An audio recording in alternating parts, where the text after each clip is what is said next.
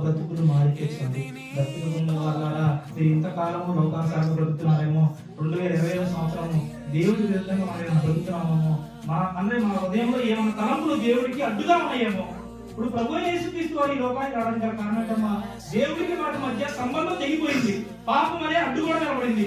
ఆ అడ్డుగోడని తెచ్చడానికి దేవుడు వచ్చింది. మరి ఆ అడ్డుగోడను మనం తెచ్చితేనే కదా దేవుడి యొక్క విలువ ఉంటుంది, వాక్యానికి విలువ ఉంటుంది కదా. ఎంతమంది ప్రాణాలు అర్పించారు ఈ వాక్యం రావడానికి?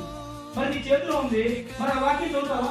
అంతేగా మన ఇంట్లో కట్టుకుంది, అది పొదుపు లేకపోతే ఏం చేస్తావు నువ్వు? అసలు కాకపోతే తీసి పక్కన పడేస్తావు. మరి నీ జీవితానికి ప్రతి రోజు నువ్వు సాగు పెట్టుకున్నావు, పదులు పెట్టుకున్నాను అడుగుతున్నాను. మన జీవితానికి పదులకు వస్తామా? దేవుని వాక్యాన్ని చదివినప్పుడు మన జీవితానికి పదులు వస్తుంది. మనకి ఎటువంటి ఆలోచన కావాలన్నా కానీ దేవుని వాక్యం చెప్తుంది. మరి ఈ రోజు వంటగదిలో ఉన్నటువంటి కత్తి పదులు లేకపోతే ఏం చేయాలో నీకు తెలుసు. మరి నీ జీవితం బాగోపోతే నువ్వేం చేయాలి నీకు తెలియదా? నీ కుటుంబం బాగోపోతే నువ్వేం చేయాలి నీకు తెలియదా? వాక్యం అనే ఉదక స్నానం చేయాలి. వాక్యంతో అనేకమైన ఆత్మ రక్షించవచ్చు.